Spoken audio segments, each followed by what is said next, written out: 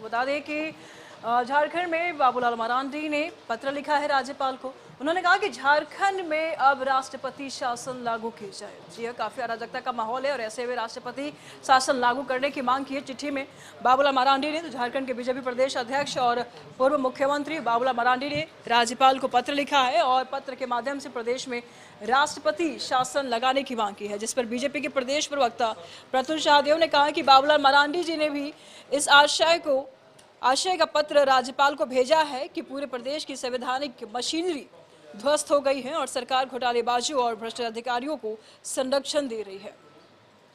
तो वही बाबूलाल मरांडी की ओर से पत्र लिखे जाने को लेकर झारखंड मुक्ति मोर्चा का कहना है कि बाबूलाल मरांडी मणिपुर की घटना के लिए पत्र क्यों नहीं लिखते हैं। देश भर के संवैधानिक एजेंसियों ने नियम कानून को ताक पर रखा है, इसके लिए पत्र क्यों नहीं लिखते हैं। तो कांग्रेस का कहना है कि बाबूलाल मरांडी अब पत्र वीर हो चुके हैं, इनका काम ही अब पत्र लिखना रह गया है। भारतीय जनता पार्टी ये मानती है कि झारखंड में पूरे तरीके से संवैधानिक मशीनरी जो है वो ध्वस्त हो गई है और हमारे प्रदेश अध्यक्ष पूर्व मुख्यमंत्री बाबूलाल मरांडी जी ने भी राज्यपाल को पत्र लिखकर राष्ट्रपति शासन लगाने की अनुशंसा की है। और हेमंत सोरेन के 4 वर्षों के कार्यकाल में लगभग 70,000 करोड़ का घोटाले हुआ है और जो भी घोटाले करने वाले अधिकारी हैं या उनके नेक्सस में जो भी कुख्यात घोटालेबाज हैं उनको कहीं ना कहीं सरकार संरक्षण दे रही है। झारखंड की राजनीति में आज इनका सिक्का नहीं चल रहा है, ये इररिलेवेंट हो चुके हैं। अस्वीकार्यता इनकी लगातार बढ़ रही है। इससे हताशा में और माननीय मुख्यमंत्री हेमंत सोरेन जी की लोकप्रियता से परेशान होकर के सिर्फ और सिर्फ षड्यंत्र रच रहे हैं। बाबूलाल मरांडी जी को जवाब देना चाहिए कि जब देश की संसद पर सांसदों को बर्खास्त किया जाता है, जब संसद के अंदर में बोलने नहीं दिया जाता है चुने हुए सांसदों को, जब नया संसद भवन का उद्घाटन होता है तो महामहिम को नहीं बोला जाता है, तो उस वक्त संवैधानिक संस्था कहां जाती है। को पत्र महामहिम राज्यपाल को नहीं लिखना चाहिए, उनको पत्र लिखना चाहिए महामहिम राष्ट्रपति महोदय को।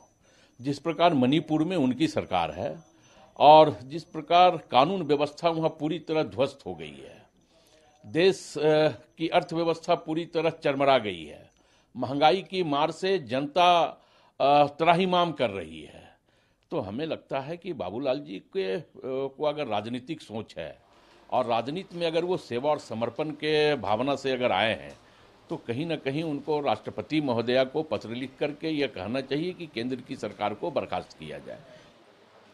तो इस पर तमाम जानकारी के लिए हमारे सहयोगी रुचि इस वक्त रांची से बनी हुई है। रुचि, बाबूलाल मरांडी राज्यपाल को पत्र लिखते हैं और पत्र में कहते हैं कि झारखंड में राष्ट्रपति शासन लागू होनी चाहिए।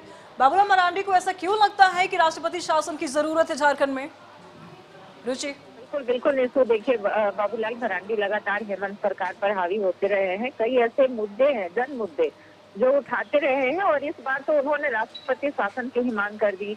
राज्यपाल को पत्र के माध्यम से लिखा कि जांच एजेंसियां जो राज्य में कार्य कर रही है, जो भ्रष्टाचार के खिलाफ एक बड़ी कार्रवाई चल रही है, उसमें सरकार का रवैया जो है वह असहयोगात्मक है। यानी कि ईडी के तरफ से कई बार जो है मुख्य सचिव को पत्र भी लिखे गए थे। देखिए 10 ऐसे मामले हैं जिस पर ईडी ने रिपोर्ट मांगे हैं, जो भ्रष्टाचार के आरोप जिन पर साबित हो चुके हैं। पहला मामला देखिए पूजा सिंघल का है, दूसरा मामला वीरेंद्र राम का कह सकते हैं, पूर्व डीसी जो निलंबित IAS छवि रंजन का मामला है। तो इन सभी मामलों में राजीव अरुण एक्का के मामलों में, यानी कि इन सभी मामलों में सरकार ने अब तक क्या एक्शन लिया है, ये रिपोर्ट मांगा गया था। तो ईडी को ना ही कोई जवाब मिला सरकार की तरफ से और क्या कार्रवाई हुई, ये अभी तक ईडी जो है वो अस्पष्ट करना चाह रही थी। तो देखिए बाबूलाल मरांडी का यह कहना है कि भ्रष्टाचारियों को संरक्षण देने का राज्य सरकार कार्य कर रही है। वही बता दें कि जो सत्तारूढ़ दल है या सत्ता में सहयोगी दल है, वो यह कहते हुए दिख रहे हैं कि बाबूलाल मरांडी जो है वो जांच एजेंसियों के प्रवक्ता हो गए हैं, ना कि वो बीजेपी के प्रदेश अध्यक्ष हैं। वो जांच एजेंसियों के प्रवक्ता बन गए हैं। अगर जांच एजेंसियां वो एक्शन लेगी, ना कि ये राज्यपाल को पत्र लिखेंगी। और ऐसे भी बाबूलाल मरांडी जब झारखंड विकास मोर्चा में थे तब जो है भाजपा के खिलाफ बयानबाजी किया करते थे। अब जब भाजपा की गोद में बैठे हैं तब जाकर के हेमंत सरकार पर हावी होते हुए दिख रहे हैं। तो बाबूलाल मरांडी को सीरियस कोई नहीं लेता। यहाँ तक कि देखिए झारखंड मुक्ति मोर्चा की तरफ से यह बातें भी कही गई थी। जब जेपी नड्डा आए थे झारखंड में तो उन्होंने मंच से यह कहा था कि 2024 में जनता जवाब देगी, हम सरकार गिराने नहीं आए हैं। लेकिन यह बाबूलाल मरांडी को कहा जा रहा है कि यह षड्यंत्रकारी है और जब से सरकार बनी है तब से ही यह कैसे सरकार को अस्थिर किया जाए, चाहे वो लोटस ऑपरेशन के माध्यम से हो, चाहे आरोपों के माध्यम से हो, तो ये सरकार को अस्थिर करने का, उनकी छवि खराब करने का प्रयास कर रहे हैं। हालांकि इसका कोई असर नहीं पड़ेगा। बाबूलाल मरांडी जो है वो कितना भी कोशिश कर ले, सरकार जो है वो आगे आने वाले जो चुनाव होंगे 2024 में, उसमें भी अपार जन समर्थन के साथ हम लोग फिर सरकार बनाएंगे और केंद्र में भी बनाएंगे।